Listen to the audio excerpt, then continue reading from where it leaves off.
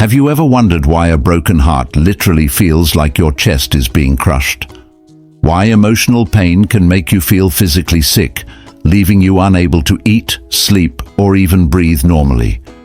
If you've ever experienced heartbreak, you know it's not just a metaphor when we say our heart is broken. The pain is real, it's intense, and it can feel overwhelming. But what if I told you that ancient philosophers figured out not only why this happens, but also discovered the most powerful way to heal from it? Today, we're diving deep into the fascinating science behind why heartbreak feels like physical pain, and more importantly, how the timeless wisdom of Stoicism can help you not just survive heartbreak, but emerge from it stronger, wiser, and more resilient than ever before. By the end of this video, you'll understand exactly what's happening in your brain and body during heartbreak, why evolution designed us to feel this way, and you'll have practical Stoic tools that have helped people overcome emotional pain for over 2,000 years.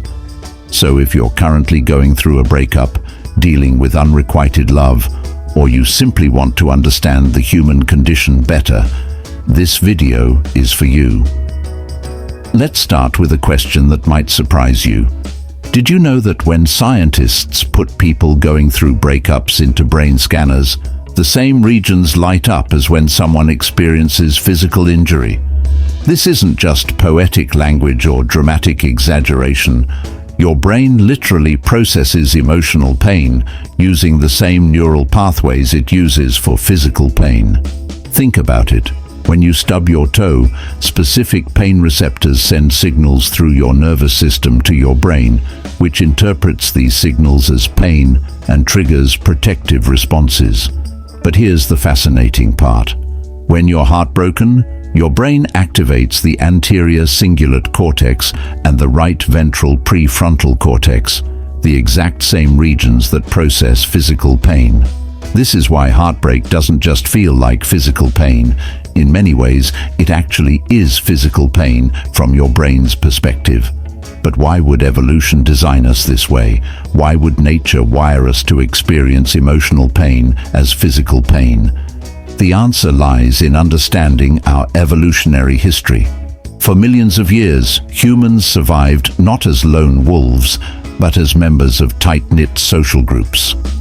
Being rejected, abandoned, or separated from our tribe wasn't just emotionally difficult, it was often a death sentence. Those who were cast out faced starvation, exposure to the elements, and vulnerability to predators. So, natural selection favored individuals who experienced social rejection as intensely painful, because this pain motivated them to do whatever it took to maintain their social bonds. The person who felt devastating pain when rejected was more likely to fight harder to stay connected to their group, and therefore more likely to survive and pass on their genes. This is why breakups, rejection, and loss trigger such intense pain responses. Your brain is essentially treating the situation as a survival threat, because for our ancestors, it often was. This evolutionary understanding brings us to our first Stoic insight. The Roman emperor and philosopher Marcus Aurelius wrote in his Meditations, "You have power over your mind, not outside events. Realize this, and you will find strength." When you understand that your heartbreak pain is an ancient survival mechanism responding to a modern situation, you can begin to separate the biological response from the actual reality of your circumstances. But let's go deeper into what's actually happening in your body during heartbreak. Beyond the brain's pain processing, heartbreak triggers a cascade of physiological responses that can make you feel genuinely ill. Your body releases stress hormones like cortisol and adrenaline, the same chemicals released during fight or flight responses. This is why heartbreak can cause symptoms like nausea, loss of appetite, insomnia, fatigue, and even chest pain. Some people experience what's called broken heart syndrome or stress cardiomyopathy, where the heart muscle temporarily weakens due to emotional stress. causing symptoms that mimic a heart attack. Your immune system also takes a hit during heartbreak, making you more susceptible to illness. The phrase "dying of a broken heart" isn't entirely metaphorical.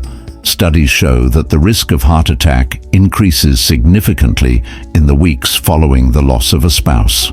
Now you might be thinking this all sounds pretty bleak. If heartbreak is hardwired into our biology and can make us physically ill, how can we possibly overcome it? This is where the genius of Stoic philosophy comes in. The Stoics didn't try to eliminate emotions or pretend that pain doesn't exist. Instead, they developed a sophisticated understanding of how to work with our natural responses in a way that leads to wisdom, strength, and inner peace. The Stoic philosopher Epictetus, who overcame tremendous personal hardships, including slavery and physical disability, taught that suffering comes not from external events themselves, but from our judgments about those events. He said, "It's not what happens to you, but how you react to it that matters." This doesn't mean dismissing or minimizing your pain. It means understanding that while you cannot control what others do to you, you can control how you respond. Let's apply this to heartbreak. You cannot control whether someone loves you back, whether they choose to stay in your life, or whether a relationship ends. These are external events that lie outside your sphere of control, but you can control your thoughts about the situation, your interpretation of what it means, and the actions you take in response.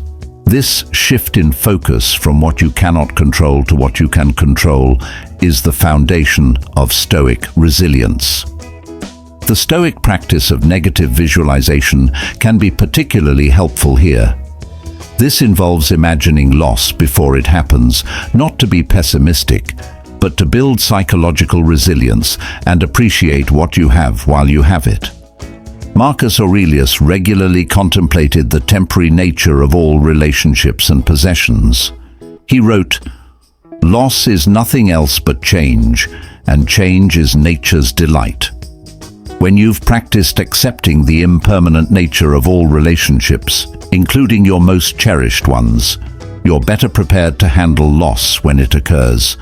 This doesn't mean becoming emotionally detached or cynical. Rather, it means loving fully while holding lightly, appreciating deeply while accepting that nothing lasts forever. Another powerful Stoic tool for dealing with heartbreak is the discipline of desire.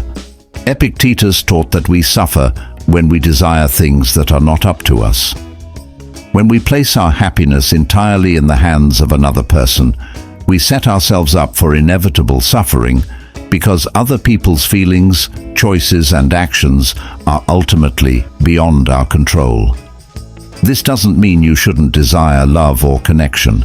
It means recognizing that true happiness and peace must come from within, from your own character, choices, and responses to life's challenges. When you can love someone without needing them to love you back in order for you to be okay, you've achieved a profound form of freedom. The Stoics also understood the importance of focusing on the present moment rather than getting lost in regrets about the past or anxieties about the future. Seneca wrote, "True happiness is to enjoy the present without anxious dependence upon the future." During heartbreak, our minds tend to cycle endlessly through memories of what was or fears about what will be. The Stoic practice of present moment awareness can break these destructive thought patterns. But perhaps the most transformative Stoic teaching for heartbreak is the concept of preferred indifference. The Stoics categorized all external things, including relationships, as indifferent to our core well-being. This doesn't mean relationships don't matter or that you should be cold and uncaring. It means that your fundamental worth, happiness, and peace don't depend on external circumstances. Having loving relationships is preferred and naturally desirable, but losing them doesn't diminish your essential value or your capacity for well-being. This perspective allows you to love fully without the desperate attachment that turns love into suffering. You can prefer to have someone in your life while simultaneously accepting that you'll be okay if they're not. Let's talk about practical applications. When you're in the midst of heartbreak, start by acknowledging the pain without judgment. Your evolutionary programming is working exactly as designed. The pain is real, it's natural, and it will pass. Then, practice the Stoic exercise of identifying what aspects of the situation are within your control and which are not.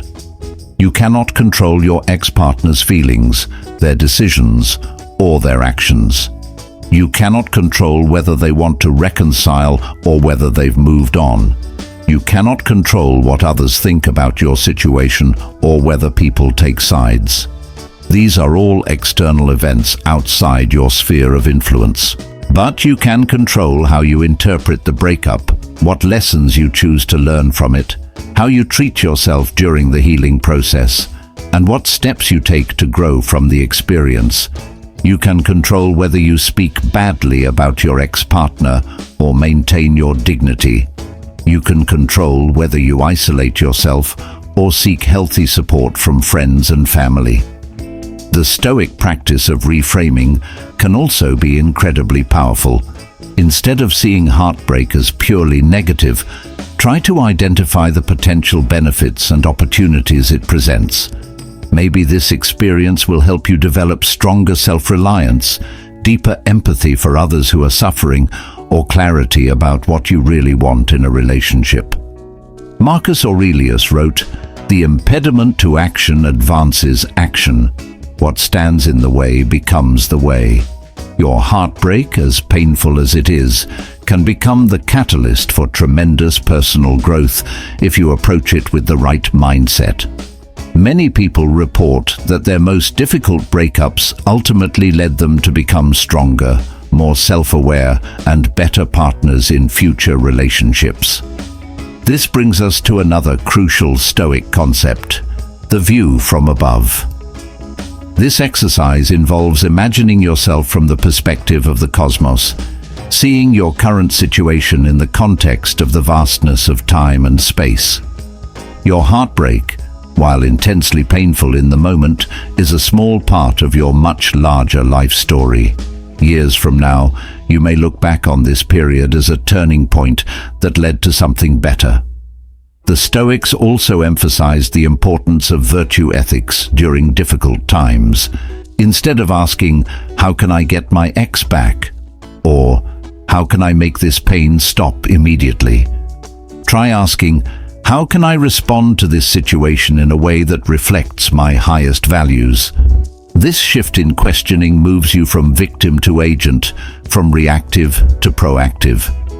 During heartbreak, you have opportunities to practice courage by facing your pain honestly, wisdom by learning from the experience, justice by treating your ex-partner fairly despite your hurt, and temperance by not engaging in destructive behaviors.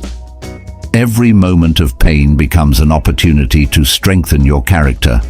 It's also important to understand that healing isn't linear. The Stoics accepted that emotions, including grief and sadness, are natural human responses.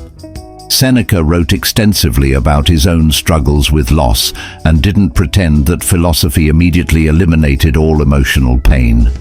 The goal isn't to become emotionless, but to develop the strength and wisdom to handle emotions skillfully. Some days will be harder than others. Some moments you'll feel like you're making progress, and others you'll feel like you're back at square one. This is normal and expected. The Stoic approach is to accept these fluctuations without judging yourself harshly for having difficult moments. As we wrap up, let's remember that heartbreak, while painful, is also profoundly human. It connects you to the universal experience of love and loss that every person throughout history has faced. The same evolutionary mechanisms that make heartbreak so painful also make love so meaningful and connection so precious. The ancient Stoics faced the same challenges we face today. They experienced love, loss, rejection, and heartbreak, and they developed these practices not as academic exercises, but as practical tools for living well in the face of life's inevitable difficulties. Their wisdom has survived for over 2,000 years because it works. Your heartbreak is real, your pain is valid, and your healing is possible. By understanding the biological and evolutionary reasons behind your suffering, you can work with your nature rather than against it. By applying Stoic principles, you can transform your pain into wisdom, your vulnerability into strength, and your loss into an opportunity for growth. Remember, you have more control over your experience than you might think. While you cannot control external events, you have tremendous power over your responses, interpretations, and choices. This power, properly understood and applied, is the key to not just surviving heartbreak, but emerging from it as a more resilient, wise, and emotionally mature person. The pain you're feeling right now is not permanent, even though it might feel like it is. Like all things in life, it will change, evolve, and eventually transform into something else. Your job is not to rush this process or pretend the pain doesn't exist, but to move through it with dignity, wisdom, and self-compassion. If this video has helped you understand your heartbreak differently or given you some practical tools for healing, I'd love to hear about it in the comments below. Share your thoughts, your experiences, or any questions you might have about applying Stoic principles to difficult emotions. And if you found this content valuable, please like this video and subscribe to the channel for more explorations of ancient wisdom applied to modern challenges. Remember, as Marcus Aurelius wrote, "Very little is needed to make a happy life. It is all within yourself, in your way of thinking. Your happiness, your peace, and your strength are ultimately within your control. No matter what external circumstances you're facing, trust in your ability to heal, grow, and create a meaningful life, regardless of what you've lost along the way."